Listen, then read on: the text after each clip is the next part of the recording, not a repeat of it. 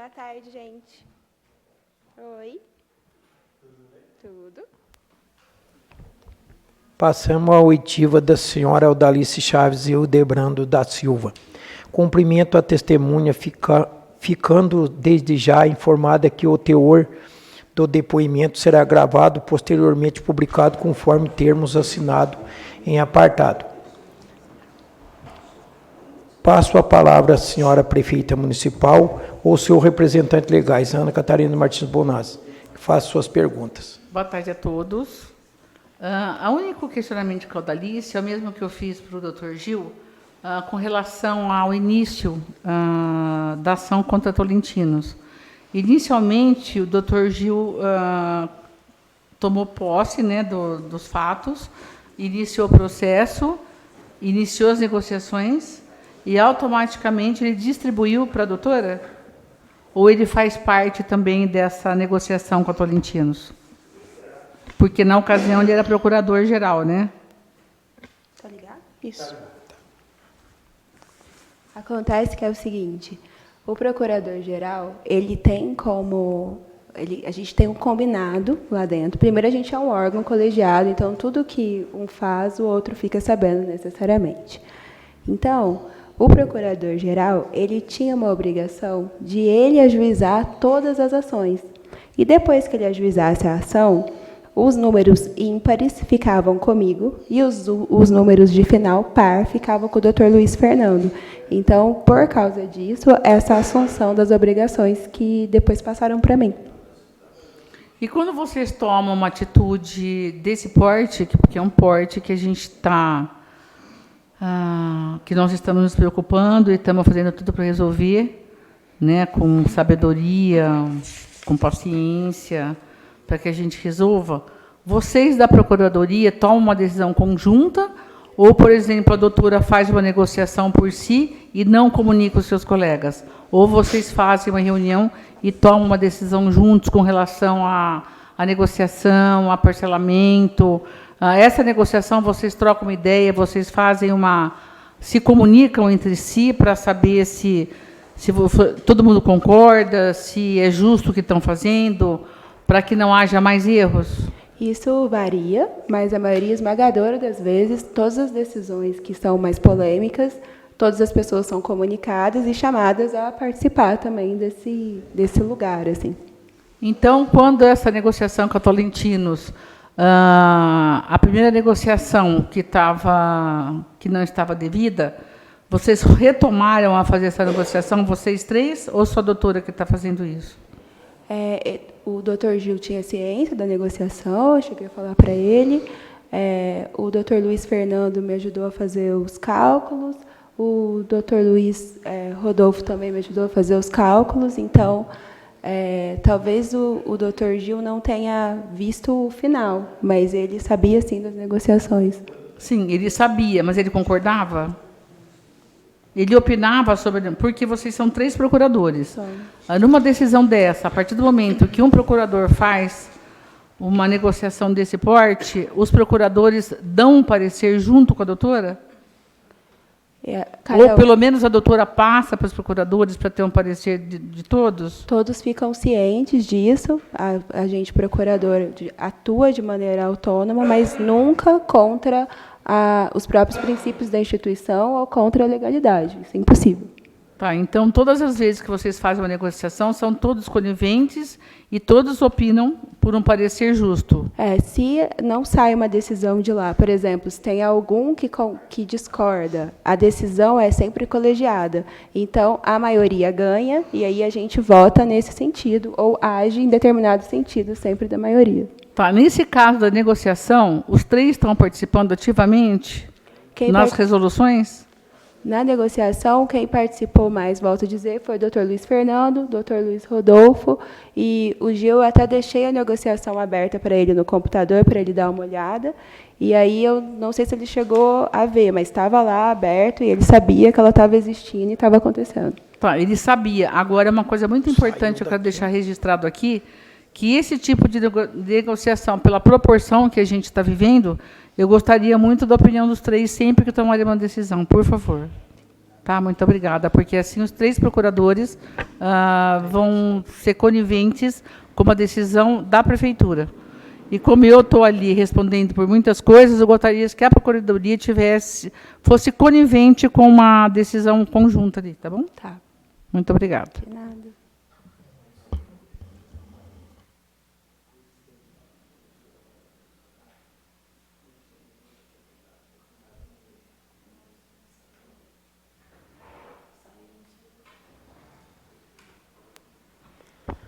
Passo a palavra à vereadora relatora da presente comissão, Tainara Cristina Pereira, para que faça suas indagações. Passo a palavra.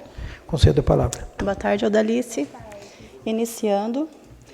Por qual razão o acordo judicial celebrado, FLS 80/82 dos autos, foi feito em maior número de parcelas, com menor valor de parcela e ainda com carência para o início do pagamento, se comparado com o acordo proposto pela executada anteriormente no bojo dos autos 73 e 74 do processo? O que aconteceu, na verdade, foi que a advogada, a representante judicial da Tolentinos, queria pagar um valor de R$ 199.749,34. Então, ela ofereceu 14 mil dos que estavam bloqueados, mais 20 vezes de R$ 9.287,47, totalizando um total de R$ 149.749,34. Quando ela fez essa proposta, a gente não aceitou, porque ela estava desconsiderando tanto a multa que tinha que ser aplicada, quanto os juros. Então, uma nova proposta foi feita, de novo, mantendo os R$ 14 mil de entrada e 24 vezes de R$ 8.212,65, totalizando R$ 211.103,83. Ou seja, não teve qualquer prejuízo para a administração pública, porque a gente cobrou o que era devido. Ok. Propor acordo tão facilitado à empresa que já se mostrou inidônea e que descumpriu reiteradamente avanços anteriores, ao invés de prosseguir com a execução contra a empresa e seus sócios, atende ao interesse público? Claro que atende. Até porque, em qualquer ação judicial, a gente é livre para compor um acordo que facilite, inclusive, o pagamento e também a gente tapa esse buraco do dano causado ao erário. Então, uma coisa é a gente continuar com bloqueio de bens sem saber ao certo se a gente vai achar esses bens. Outra coisa é o devedor chegar até nós, dizer, tenho sim uma proposta, consigo pagar desse jeito, portanto, essa daqui é a minha proposta. E aí a gente aceita ou não.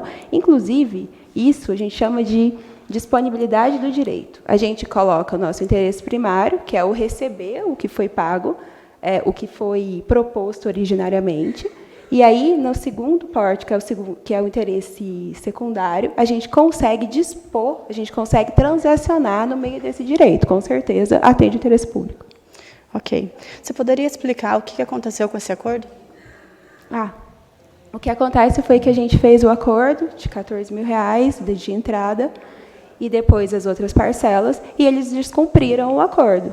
O que significa que o acordo celebrado, que é esse, com número maior de parcelas, pagando R$ 211 mil, ele foi automaticamente cancelado, todos os juros, correções monetárias foram de novo aplicados. Hoje em dia, o novo bloqueio aconteceu, então a gente já tem R$ 18.674,44 bloqueados. A gente também, além de tudo, pediu bloqueio de veículo e inserção no Serasa.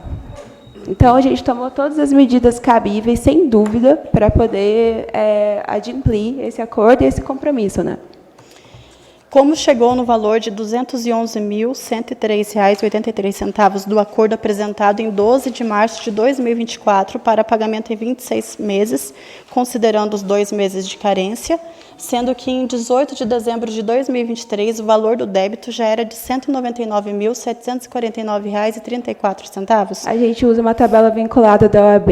Eu até peço permissão aqui para tanto apresentar tanto a primeira planilha quanto a segunda planilha, e ela está correta, porque não tem como a gente fazer diferente. Aí na pergunta está questionando se foram calculados os juros e correções monetárias referentes ao pagamento parcelado. Os juros e correções monetárias, a gente atualizou o débito ao dia que ela ia pagar, que eu acho que é no dia 5 de março, não me ocorre agora. De qualquer forma, e a gente poderia, volto a dizer, como eu respondi anteriormente, transacionar tanto esses juros quanto a correção monetária, justamente porque o direito, neste caso, era disponível. Fora isso, a jurisprudência também é a nosso favor, então não tinha nada ilegal no acordo celebrado. No acordo apresentado, foi mencionada a quantia de entrada de R$14 mil que já teriam sido bloqueados pelo juízo. Tal valor não foi transferido para as contas do município. O que aconteceu com tal numerário? Então, o numerário que aconteceu eu não posso precisar o que aconteceu, porque foi no fórum. A gente foi informado desses 14 mil, aconteceu algum tipo de desbloqueio errôneo ali, que aí, ao invés de bloquear e transferir para a conta do município 14 mil, foram transferidos 3.819. O juiz determinou um prazo, acho que de 2 dias, não tenho certeza, para que o devedor compusesse esse valor, completasse esse valor de 14 mil, para que esse acordo continuasse. Ele não cumpriu esse prazo e o acordo foi totalmente anulado. Então, todos os juros, multas, correções monetárias continuam seguindo até hoje. Ok. Juridicamente, conforme responsabilidade apontada pela Comissão de Processo Administrativo Disciplinar, caso o valor não seja recuperado pelo processo judicial em andamento, quais as medidas possíveis de serem adotadas para a recuperação dos valores aos cofres públicos quanto aos responsáveis pela gestão municipal? Na verdade, você está falando de 2 perguntas, né? A responsabilidade do devedor em si, porque ele é o inadimplente, todas as providências cabíveis e urgentes a gente tomou. Então, responsabilização administrativa, declaração de inodoneidade, bloqueio de bens, bloqueio de ativos financeiros, bloqueio de veículo, tudo foi tomado. Em relação à responsabilidade que você está dizendo aí, administrativa, justamente porque eu sou do jurídico, a gente precisa de abertura de processo administrativo para ver se tem indícios de autoria e materialidade de algum ilícito, para depois a gente atribuir eventual responsabilidade. E isso não é a gente quem faz. Quem faz é uma comissão jurídica, uma comissão nem é jurídica, uma comissão processante, e que, a partir do relatório dela, é que se tomam providências. Então, não tenho o que falar, tá bom?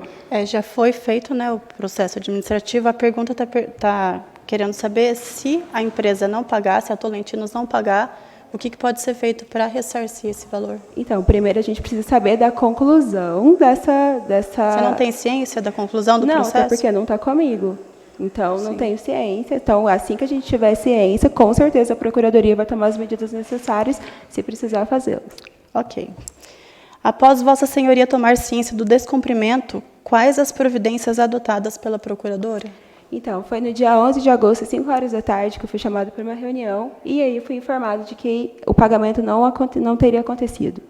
Então, imediatamente, a gente notificou extrajudicialmente a empresa para pagamento em 24 horas. Isso porque a Procuradoria é responsável pelas notificações extrajudiciais.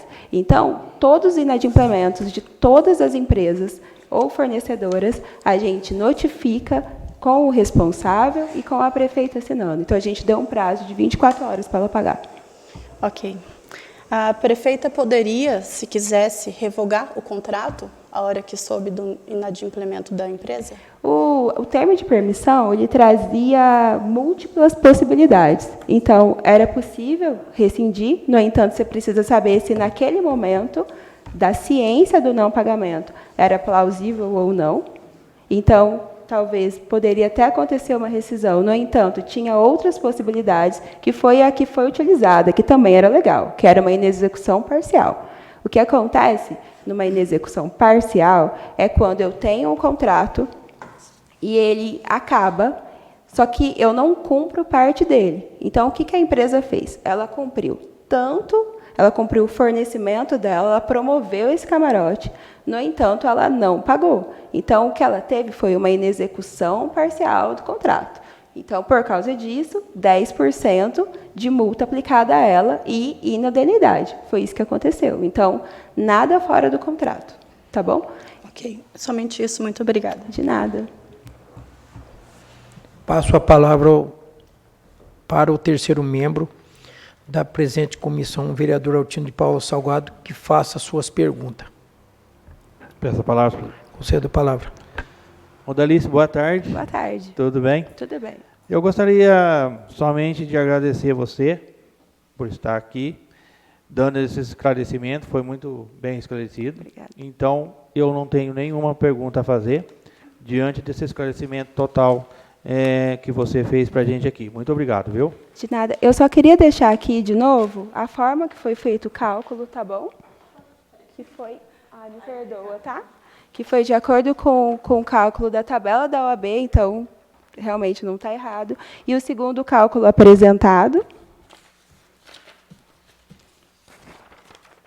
E esse daqui é um terceiro cálculo, que hoje a empresa deve R$ 232.417,51, com todas as multas, correções monetárias e tudo seguido, tudo corretamente calculado. Tá aqui. Encerrado o depoimento, agradeço a testemunha pelo tempo dispensado e pela colaboração aos bons andamentos dos trabalhos desta casa. Muito obrigado, Odalice.